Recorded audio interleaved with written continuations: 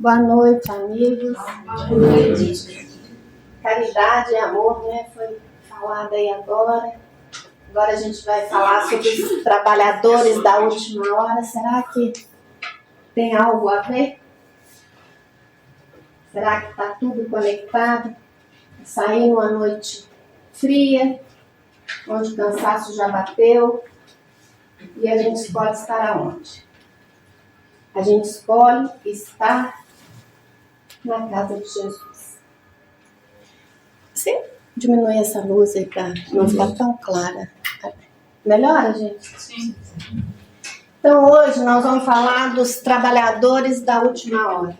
Antes disso eu queria saber se tem alguém aqui na casa pela primeira vez. Vocês duas, sejam bem-vindas, tá? Gente, é sempre bom a gente lembrar e acolher nossos irmãos que vêm pela primeira vez na casa. Hoje eu vejo que todos aqui já são rostinhos conhecidos, né? Alguns trabalhadores da casa. E a gente precisa sempre lembrar de vir aqui para se alimentar. Para que a gente possa fazer essa corrente de amor, não só nos dias de campanha, mas durante a semana. Os estudos são muito importantes. Não é para quem está aqui, não, é para o nosso crescimento. Precisamos estar sempre buscando o conhecimento. O estudo é fundamental. Kardec sempre falou: instruí-vos, amai-vos. Uma coisa não se desconecta da outra. E quem são esses trabalhadores da última hora? Alguém aí pode falar pra gente? Hein, Marida? Marida? Quem são os trabalhadores da última hora? É? Você? Quem mais? Tem mais algum trabalhador da última hora aí perdido? Só você? Eu também. Eu posso falar, nós somos. Nós somos trabalhadores da última hora. E como diz o tema, a gente sempre deve começar pelo Evangelho, né, gente? A gente não pode começar nenhuma lição, nenhum trabalho dentro da casa espírita sem ser pelo Evangelho de Jesus. Então, Jesus traz aqui pra gente, e é interessante que tanto no Evangelho, foi uma curiosidade, tá? Segundo o Espiritismo, quanto na Bíblia, capítulo 20 de Mateus. Jesus traz pra gente a parábola dos trabalhadores da última hora. Então, ele traz assim: o reino dos céus é semelhante a um pai de família que saiu ao amanhecer para contratar trabalhadores para sua vinha. Tendo combinado com os trabalhadores que receberiam 1 denário por dia, enviou-os à vinha. Saiu ainda na 3ª hora do dia, e tendo visto outros que estavam na praça, sem nada fazer, disse-lhes: vão também para a minha vinha, e lhes darei o que for justo. E eles foram. Ele saiu ainda na 6ª hora e na 9ª hora do dia, e fez a mesma coisa. Tendo saído na 11ª hora, encontrou outros lá, que lá estavam sem fazer nada, e disse-lhes: por que estão o dia todo sem trabalhar? Disseram-lhe: é porque ninguém nos contratou. E eles lhe disseram: vão também vocês para a minha vinha. Tendo vindo à noite, o senhor da vinha disse ao que tinha o encargo de cuidar dos seus negócios: chame os trabalhadores e pague-lhes o salário, começando pelos últimos até os primeiros. Aqueles que haviam ido para a vinha na 11ª hora receberam cada um 1 denário. Aqueles que tinham sido contratados primeiramente, vindo por sua vez, pensaram que lhes seriam pagos, porém mais. Pensaram que lhes pagariam mais, porém receberam também apenas 1 denário. Cada um. e ao recebê-lo, reclamavam do pai de família, dizendo: os últimos trabalharam apenas 1 hora, e você pagou igualmente como a nós, que suportamos o peso do dia e o calor. Mas, como resposta, ele disse a um deles: meu amigo, não cometi injustiça? Não combinaram comigo 1 denário por dia? Tome o que lhe pertence e vá embora. Quanto a mim, quero dar a este último tanto quanto vocês. Não me é permitido fazer o que quero com o que é meu? Ou seu olho é mau porque eu sou bom? Assim, os últimos serão os primeiros e os primeiros serão os últimos, porque são muitos os chamados e poucos os escolhidos. Mateus capítulo 20, versículo de 1 a 16. Hein? Se a gente chamar uma pessoa no nosso trabalho, a gente contratar uma pessoa para trabalhar para a gente, olha, vai lá em casa trabalhar para mim, que eu vou te pagar R$100. A pessoa foi lá em casa, trabalhou 1 hora. Mas eu contratei uma outra para trabalhar o dia inteiro e paguei R$100. Vai lá em casa. Chega lá em casa às 8, sai às 18. Eu vou te pagar R$100. É injusto ou é justo? É o que ele disse. Ele que é justo porque no contrato que ele fez, ele falou que ia dar R$100. Ela aceitou e recebeu R$100 e chegar às 8 horas e sair às 6 horas. Né? Ele foi o contrato deles.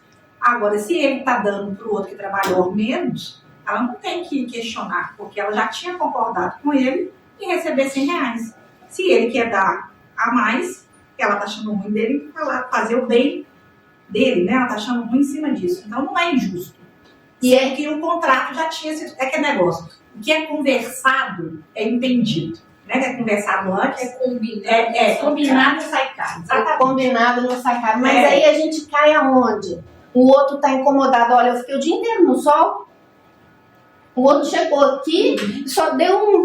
Né? Mas aí é o ego, é o melindre. Não é? Me fala. Olho grande. É a inveja, né? É diferente. É o vitimismo. Exatamente. Porque quando nós combinamos algo, né, nós não temos... É a mania que a gente tem de ficar olhando a horta do vizinho. A horta do vizinho está sempre mais verdinha que a nossa. Que é vista de longe. Não é? É porque é visto de longe. Quando você olha de perto, você vê os buracos. E outra coisa que eu vi é você me contratou. Exemplo, eu estou o dia inteiro, mas para fazer o quê? Talvez aquela pessoa que você contratou para fazer 1 hora, o trabalho é muito mais pesado. Não é? Ou não? Exatamente. É o mais Exemplo, você vai ficar ali o dia inteiro, mas você vai ver quantas pessoas vai passar na rua. Ou então você vai ficar 1 hora descarregando um caminhão de cimento. E aí? E tem um outro lado também, Marcelo. A gente pensar o seguinte: cada um tem a sua competência. A sua competência, aquilo que eu sou capaz, e respeitar aquilo que você é capaz, que você pode me entregar, aquilo que eu posso entregar. E a gente não pensa nessas coisas, né? E aí, eu tenho que acertar aqui, tá? Minha assistente não tá aqui, não. Né? A gente pensando em quem são esses trabalhadores. E lá no livro Alvorada do Reino, Emmanuel traz pra gente uma lição que, assim, mexeu muito comigo, porque eu acho que traz muita reflexão em cima. Essa parábola ela é muito rica. Nós podemos olhá-la de vários ângulos, vários aspectos. Podemos aprofundar aqui na questão da inveja, do orgulho, né? Da nossa displicência. Podemos olhar de vários ângulos. E Emmanuel traz esse estudo que ele coloca a posição, está no livro Alvorada do Reino, o servidor da última hora. Ele traz para a gente no estudo da posição daquele trabalhador da última hora, credor de precioso salário a que se reporta o Evangelho, vamos mentalizar uma oficina com determinada tarefa a realizar, revelando as diretrizes que governam a experiência, convocou diversos operários para a expectação.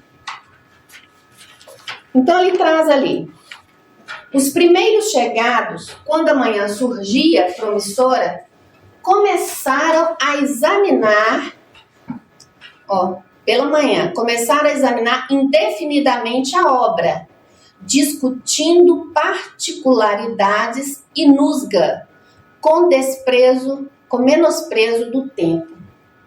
Gente, quantas vezes perdemos tempo? A gente chega para fazer um trabalho e o que a gente fica?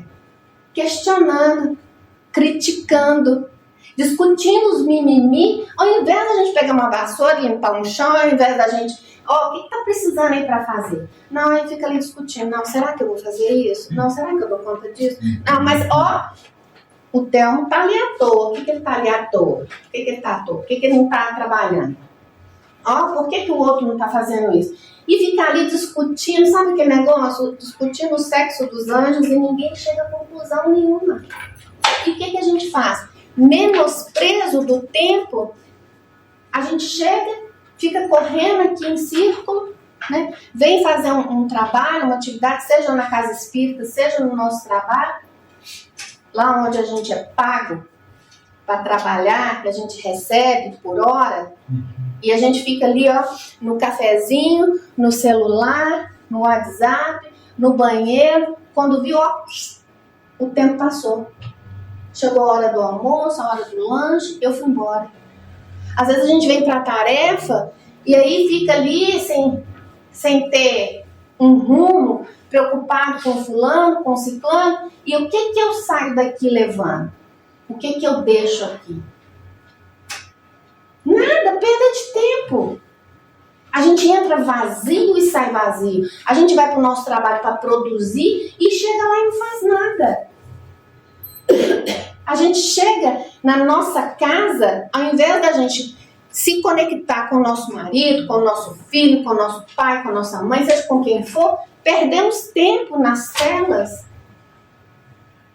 Perdemos tempo, que você fala assim, nossa, mas se eu for lá no Gervão, vou ficar 2 horas lá. Mas, gente, piscou aqui, no celular, 2 horas se passam. Então, a gente tem que ter um compromisso com o nosso tempo, respeitar o nosso tempo e o tempo do outro. E aí ele traz pra gente, os segundos trazidos à realização sentiram-se repentinamente cansados, acreditando muito mais na própria indisposição orgânica do que no poder de agir que lhes era peculiar.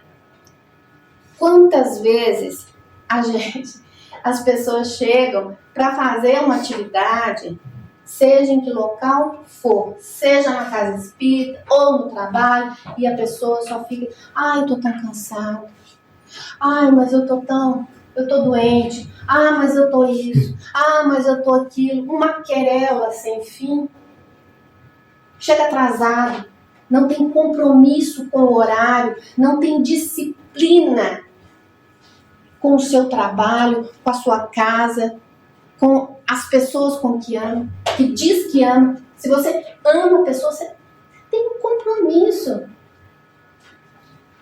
Se você faz uma tarefa, um trabalho voluntário, que ele seja feito com amor, com responsabilidade, com disciplina. As pessoas já estão começando a tarefa, chega e fala, e interrompe. Nós temos que ter esse discernimento.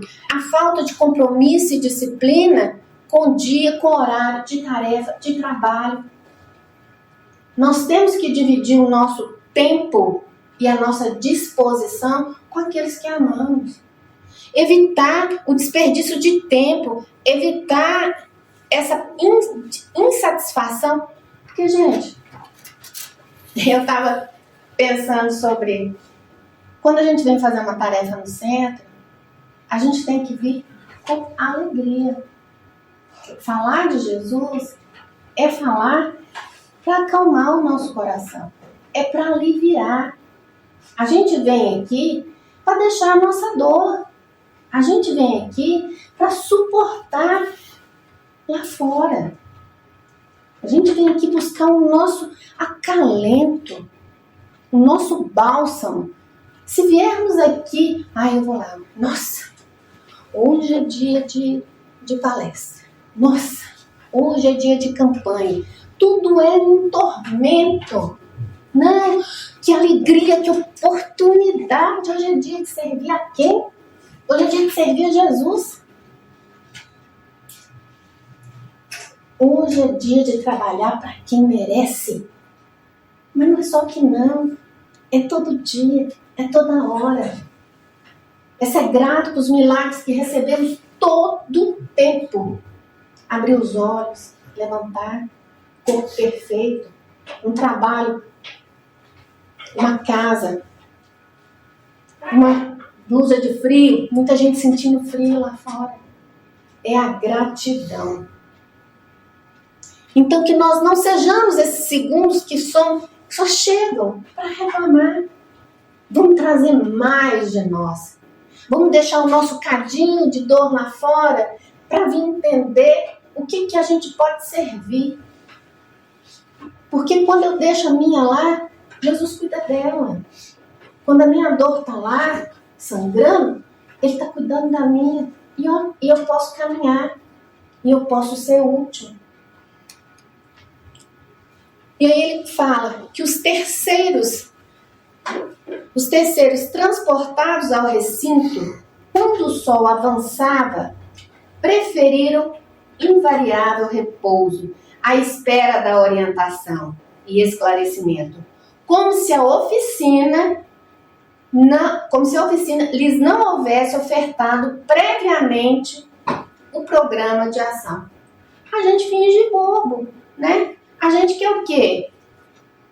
A gente quer ficar quietinho. A gente não quer ser perturbado. Porque servir Jesus é se incomodar. Quem não se sente incomodado não está servindo.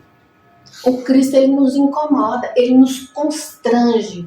Paulo já disse isso. O amor do Cristo me constrange, porque Ele me envergonha de eu saber que eu sou tão pequenino. De eu saber tantos defeitos que eu tenho, que hoje, no nosso estudo do Evangelho, né, Maria? Exatamente. Né? A gente tem vergonha de confessar pra gente mesmo. Então, se eu não me sinto incomodado, olha, aquela coisa, eu conversando com Jesus, eu penso, meu Deus, como é que, se eu não sentir esse incômodo, essa vontade de mudar, de melhorar, como é que eu vou caminhar? É muito melhor estar na minha cama, tranquila, dormindo, repouso, ou na minha querela. É melhor. Mas sair do lugar, tomar a decisão de seguir o Cristo, é se incomodar. E só caminha quem se incomoda. É aquela história do cachorro na cama de prego, né? Vocês conhecem? Sim. Né? O cachorro tá ali, a pessoa pergunta, nossa, Posto de gasolina. exatamente, no posto de gasolina, o cachorrinho deitado numa cama de prego. O Ivandro. Né? O Ivandro reclamando, né? Tá ali chorando. Aí pergunta, por que ele não sai? Ele só vai sair quando ele quiser. Ele só vai sair quando ele se incomodar. Porque, gente, é gostoso ficar no lugar da reclamação, hein? A gente acha muito espectador. É gostoso. Tinha um monte de gente com pena da gente. Então, esse evangelho que nos move, que nos leva à ação. Porque eu me lembrei de uma um vídeo que eu vi do Haroldo Dutra, ele falando do Mar da Galileia. O Mar da Galileia, ele serve todo o Oriente. Então ele vem e abastece o Rio Jordão. O Rio Jordão, ele abastece os braços de rios que tem e deságua no Mar Morto, né? O Mar da Galileia está ali, abastecendo todos os outros rios, o Rio Jordão, até outros mares. E o Rio Jordão, ele abastece o Mar Morto. E o Mar Morto é considerado mar por causa do volume de água. Mas ele é todo fechado. Ele só recebe. Ele não distribui a água. E por isso, a gente fica pensando, quantas vezes a gente só recebe? Recebe. A gente vem no centro, recebe. Recebe um passe, recebe um livramento, recebe um alívio. A gente vai o tempo todo recebendo as bênçãos do alto. E somos incapazes de agradecer. O mar é morto porque ele não distribui, porque ele não entrega para outros rios, para outros mares. Ele é fechado ali, altamente tóxico. Quando a gente só recebe, quando a gente só quer receber, a gente vai se intoxicando. O Theo usa um termo que eu não gosto, que é, como é que é? Que eu não gosto. Obesidade. Obesidade intelectual. Ele só recebe. Aí você vai, você estuda. Nossa, eu vou no centro demais. Eu tô ali, eu tô estudando, eu tô pesquisando. Mas o que eu tô fazendo com isso? Julia, eu posso falar uma coisa? Claro. É porque eu fui há pouco tempo, eu não lembro quem, tá? Porque eu tenho essa dificuldade de guardar. Mas quando a gente fala isso que você está falando, a gente pensa sempre na casa espírita. Trabalhador da última hora, né? Que nós precisamos trabalhar, que a casa espírita está precisando. Mas não é só na casa espírita. Claro que não. No seu trabalho, Sim. né? Uhum. Essa questão de pensar assim, eu vou na casa espírita, eu preciso melhorar, aí eu faço, tem que fazer uma tarefa, eu não consigo fazer uma tarefa. Mas e o que você está fazendo no seu trabalho? Você é um bom médico? Você é um bom engenheiro? Sim. É que eu lembrei disso. Sim, é por isso que eu estava dizendo no início. O que a gente faz com esse tempo, né? No nosso trabalho, você fica ali, se você piscou em casa, 2 horas se passam, né? Esse desperdício, né? E não adianta também a gente ficar todos os dias também no centro, aprendendo, fazendo estudo, e não dividir isso. E não mudou. Não mudou nada. Eu só sei. Eu sei falar bonito. Mas eu não me incomodei. Eu não me constrangi diante do Cristo. E aí, ele traz aqui. Os demais,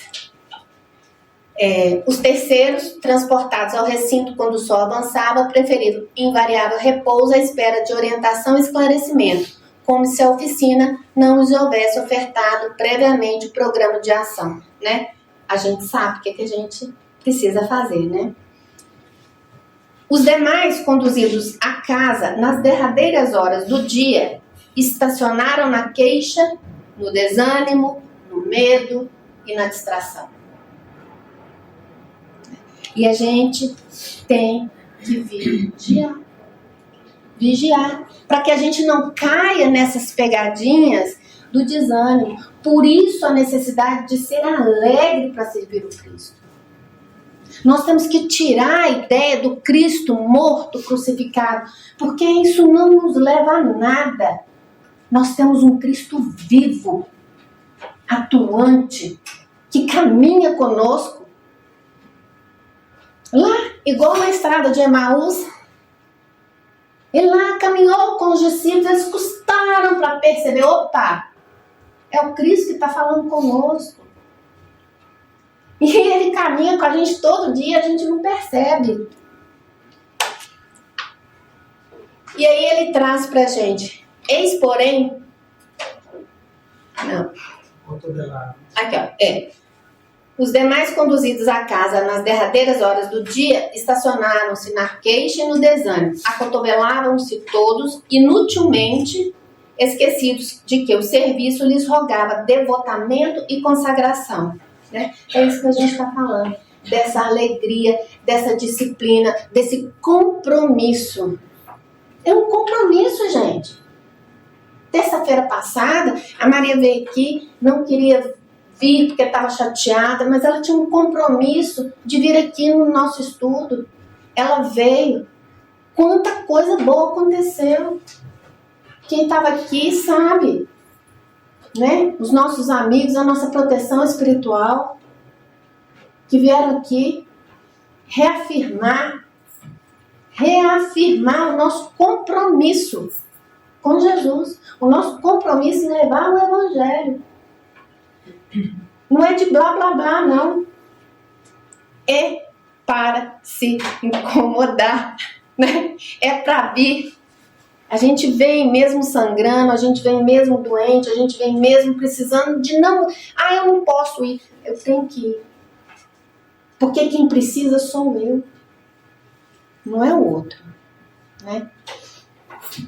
Eis, porém, que nos últimos instantes do dia, o servidor diligente é trazido ao trabalho e atende sem discussão. Foi chamado, é comigo aqui, ó. Pode deixar que eu resolvo, né? Você não tá dando conta, não? Deixa que eu faço. Porque a oportunidade é minha. Gente, o trabalho não para, não. Se eu parar de ir no Gevan, aquela tarefa nunca mais vai acontecer. A tarefa é do Cristo, é do bem. Se eu não fizer, o Marcelo faz, o Telmo faz, a Maria faz, o outro faz, o Guilherme faz, a Andréia. Sempre vai ter nós somos totalmente substituíveis, gente. A tarefa não. Isso quer dizer o quê? Menos. O orgulho e a vaidade é que nos levam para as áreas sombrias das trevas. É lá que a gente para, quando a gente deixa de pensar na grande obra do Senhor. É lá que a gente fica. A obra é muito maior. E aí,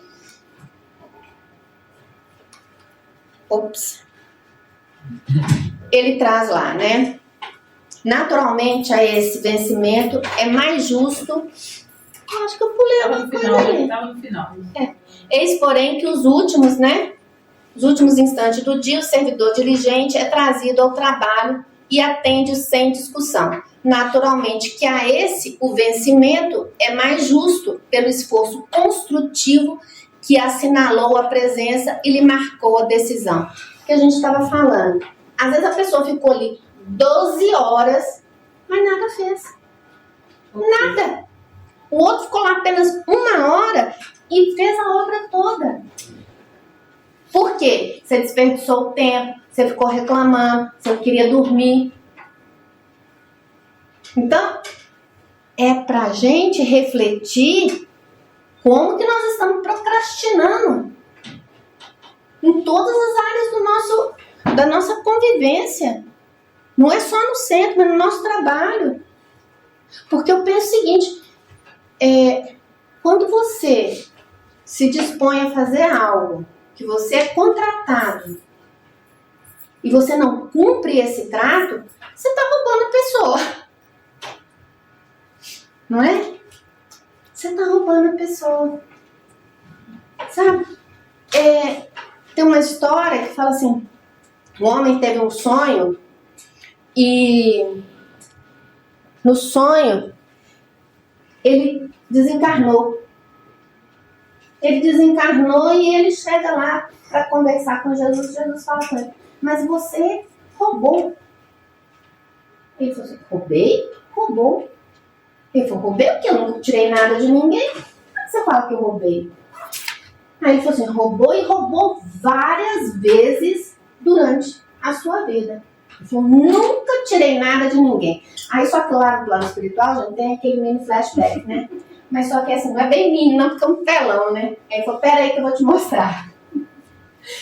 E aí abre-se um telão, né? O nosso telão da vergonha, todo tamanho, e mostra ele lá, em casa, com o filho, no celular, o filho brincando, e ele, pai, e ele, não, depois a gente brinca, depois a gente conversa.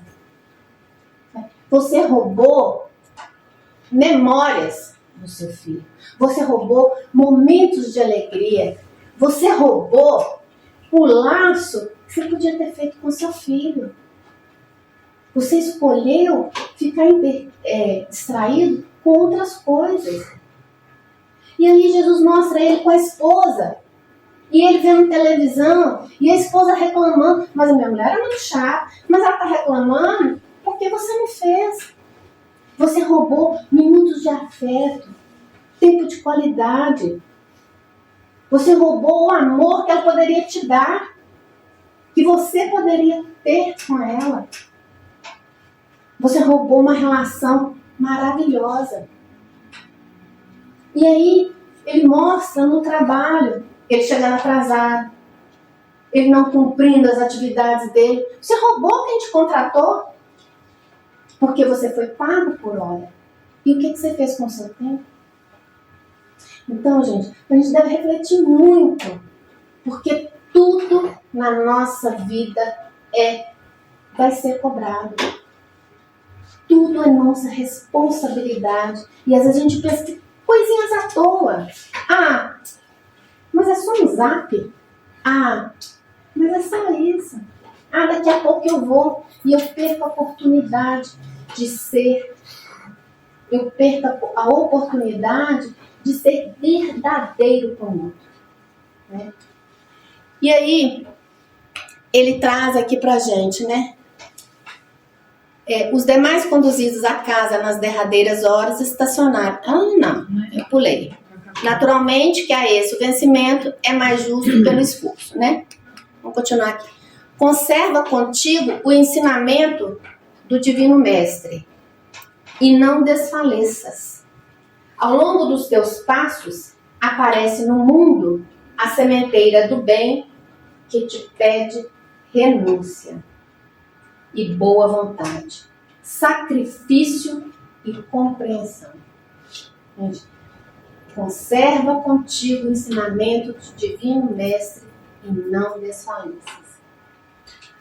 Desperta e efetua a obra de amor a que foste chamado, porque o valor da tua existência na carne não será conferido pelos dias longos que desfrutes na terra, ou pelos tesouros do corpo e da alma que retenhas contigo, mas sim pela tarefa executada no bem incessante, que será coroa de luz na vida real.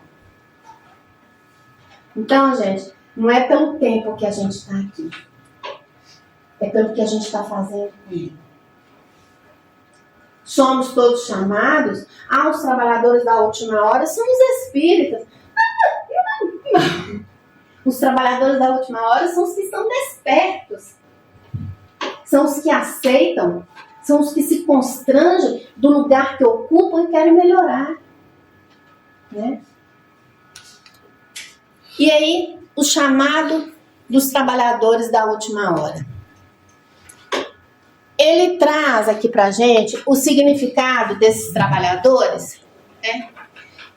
Lembrando que se teve uma última hora, teve uma primeira, né, gente? Lá na primeira hora, ele traz pra gente que representa aqueles que tiveram conhecimento da verdade e do bem desde muito cedo, ou desde outras eras, preparando o planeta para a vinda do Cristo e para a implantação do seu evangelho. Aí aqui a gente vai falar dos profetas, de Moisés, vamos falar de Kardec, vamos falar de Hermance Truffaut, todos aqueles que vieram antes, né, que começaram nesse trabalho, para quê? Para que a gente pudesse concretizar esse evangelho de Jesus. para que a gente pudesse continuar tudo que foi implantado aqui por eles. A formiga bem. E esses trabalhadores da última hora representam a humanidade atual, aqueles que por vezes despertam para a fé, para o autoconhecimento e para a prática do amor ao próximo mais tarde na vida ou na própria jornada reencarnatória. Somos nós, né?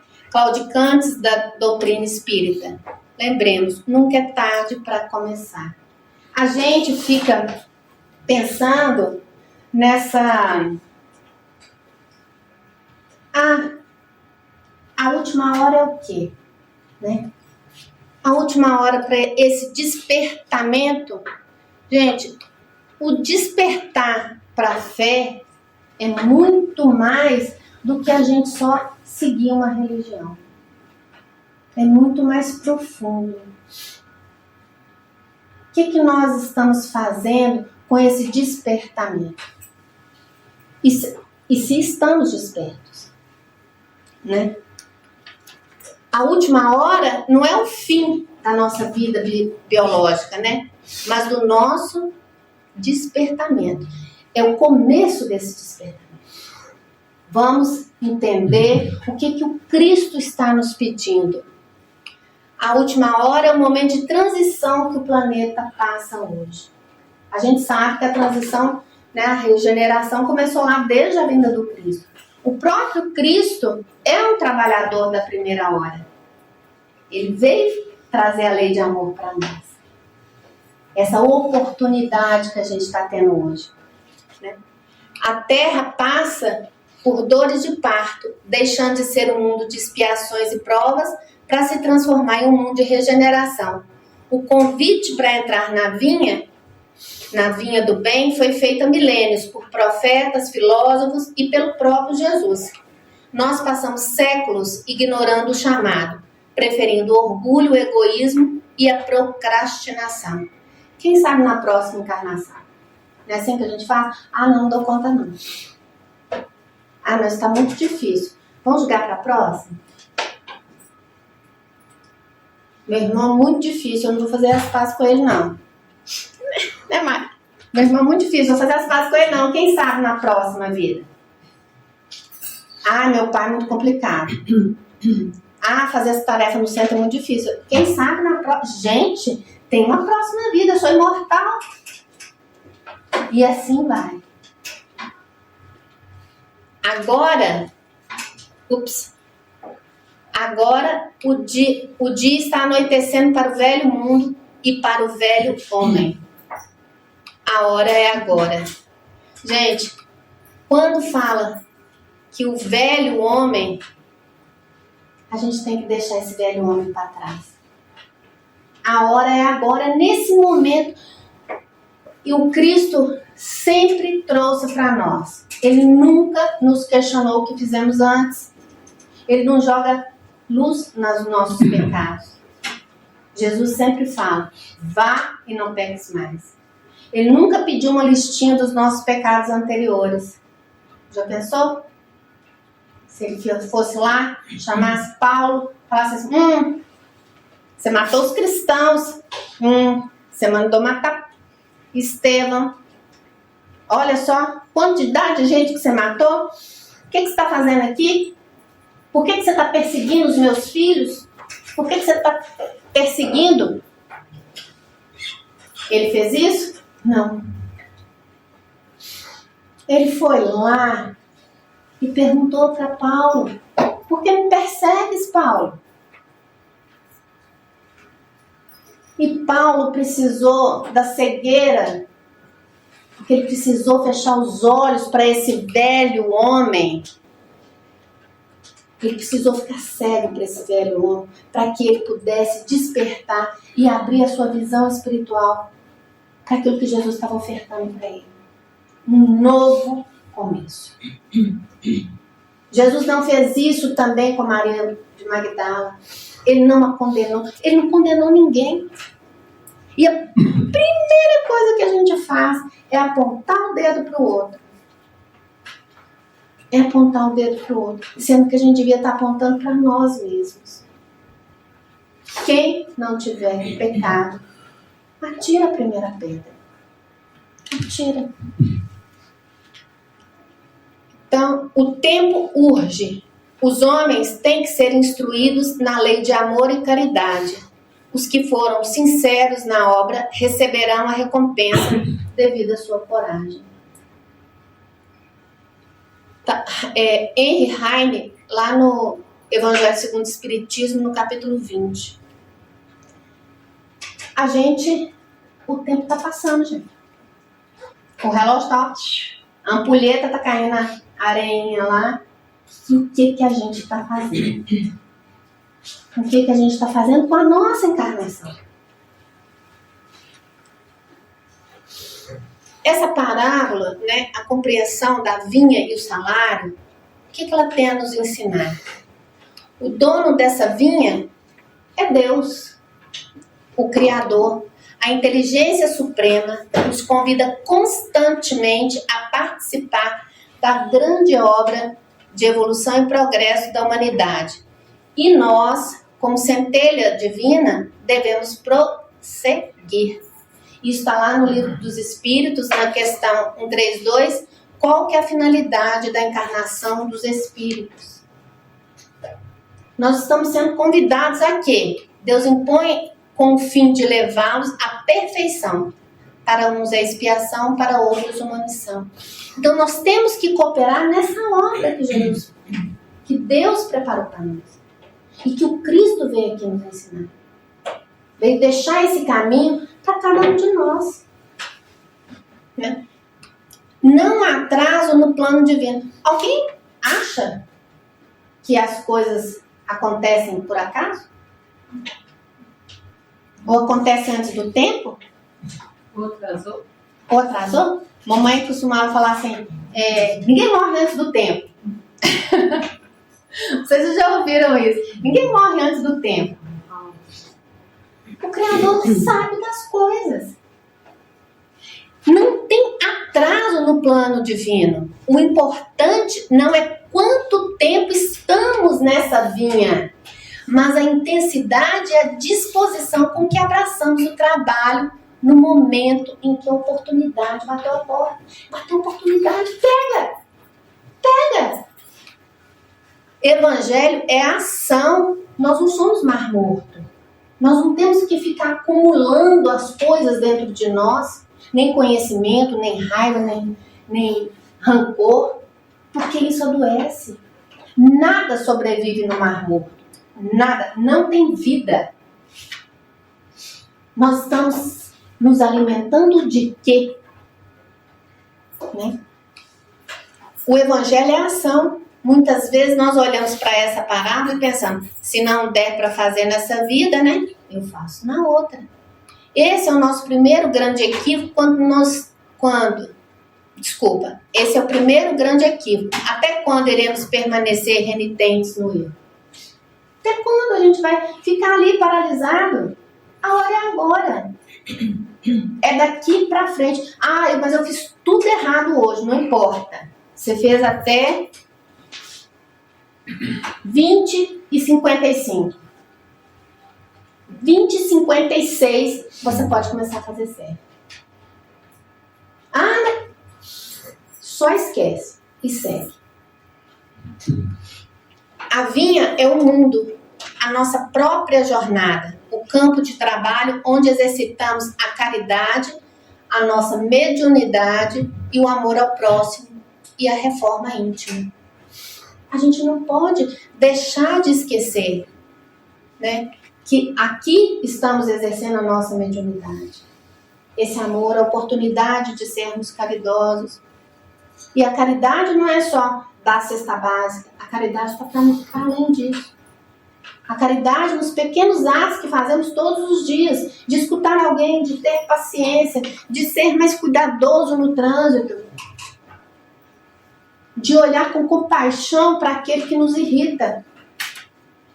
Fácil, não é? Eu acho super fácil. Me irritou, olha com compaixão. A faca E não, Maria, e não. E o trabalho? O fato de Deus nos convidar para trabalhar no bem é por si só a dádiva da misericórdia divina. É Deus dizendo, eu confio em você, Eliane, vai lá, vai lá. Vai lá e faz de novo, porque eu sou burra, vai lá de novo. E de novo, e de novo, e de novo. Porque o trabalho não é um fardo, é uma oportunidade bendita. Então façamos com alegria. Porque ele é ferramenta de evolução e paz. Mais justa, a ferramenta mais justa que existe. Mas vai quem quer. Vai quem está desperto. Deus nunca violenta as consciências, porque respeita o nosso livre-arbítrio. Ele dá a todos nós o tempo necessário que precisamos.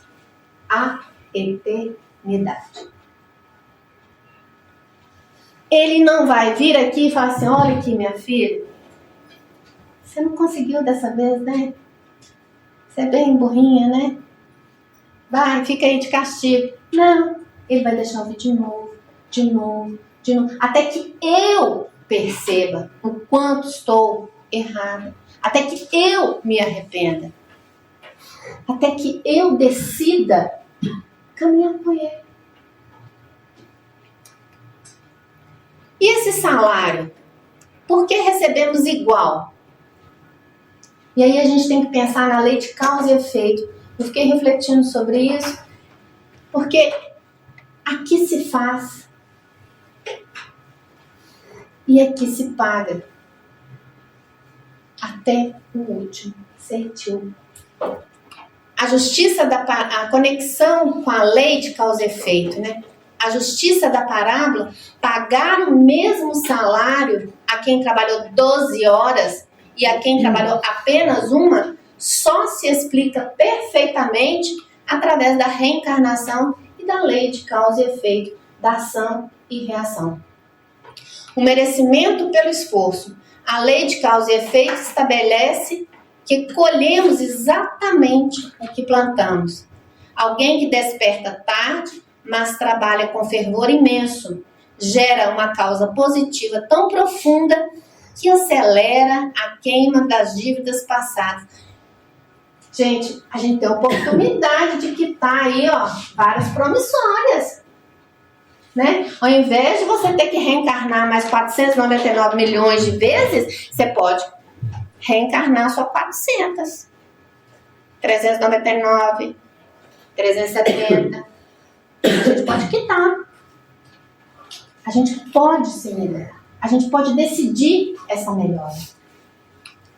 A oportunidade do recomeço, se um espírito passou séculos no erro, né, a causa, a misericórdia divina concede novas encarnações, né, que é o efeito, para o trabalho de reparação. Tudo depende do nosso arrependimento e despertamento no bem. Primeiro, o arrependimento. Por que o arrependimento? É porque eu preciso reconhecer que eu preciso melhorar. Arrepender daquilo tudo que eu fiz. Paulo se arrependeu tanto que ele trabalhou o tempo todo, a ponto dele falar, não sou eu que vivo, mas o Cristo que vive em mim.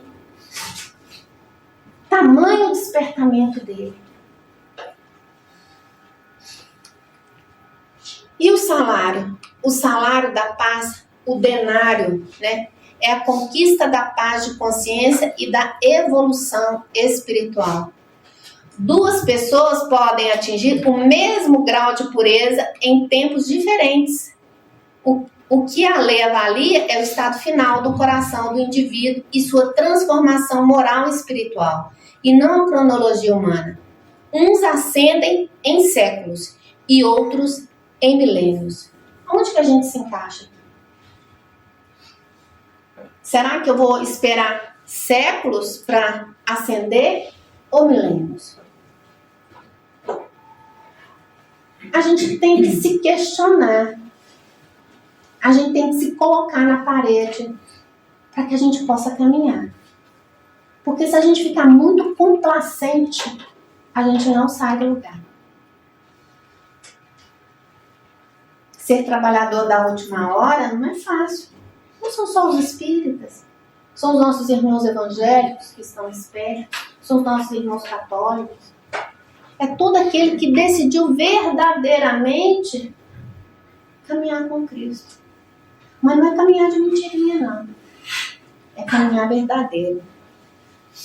Em resumo, a parábola prova que a lei de causa e efeito não é punitiva, mas educativa e restauradora. Quem trabalha na última hora com dedicação total consegue equilibrar sua balança espiritual perante as leis divinas. O que nós temos feito para melhorar a nossa balança espiritual? Hein? Tá pesado? O que é que nós temos feito, Maria? Só nos zaps? Decidir se vai, se não vai. Atenção. Tá muito frio, tá muito hoje, tá chovendo, né? Hoje tá chovendo, hoje tá frio. Ah, eu tô cansado. Ah, hoje não dá. Ah, hoje eu tô sem carro. Ah, hoje eu tô sem moto. Ah, hoje... Gente, desculpa, tá assim, ó. Sabe aquele negócio assim? A fila da reclamação e a fila para agradecer? A fila da reclamação dá volta no quarteirão, mas a fila para agradecer tem 1, 2. Qual fila que a gente se encaixa? E aí, olha, gente, o negócio... Ué, coleguinha, o que houve ali? Cortou. Minha irmã não trouxe o negócio técnico aqui, eu fiquei sem. Ele traz aqui pra gente, queria trazer para vocês um ponto de vista do Henry Heine, no Livro dos Espíritos, e do Erasto.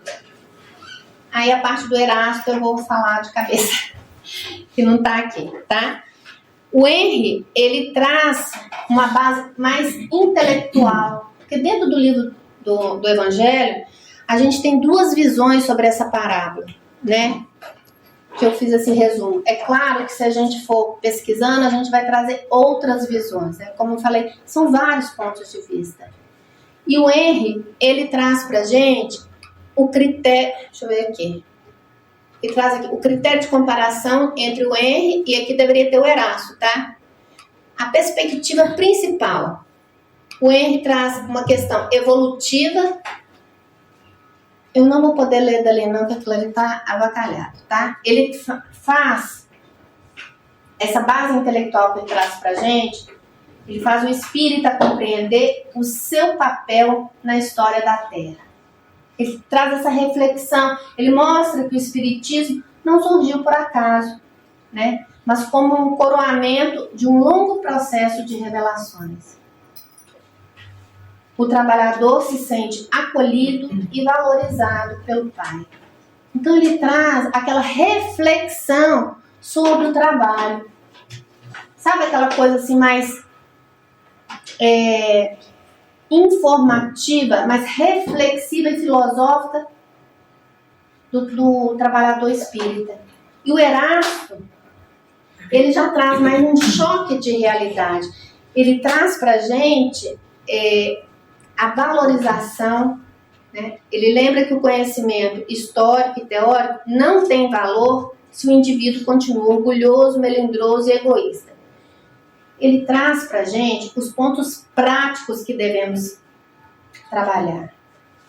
A questão do melindre, a questão do orgulho, de trazer esse evangelho como ação, não só como reflexão, como o Heine traz pra gente, mas como ação.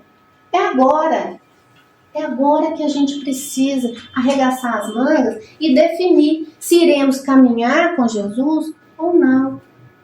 O Erasto nos convida ao trabalho, mas o trabalho sem mimimi, o trabalho que precisa ser feito.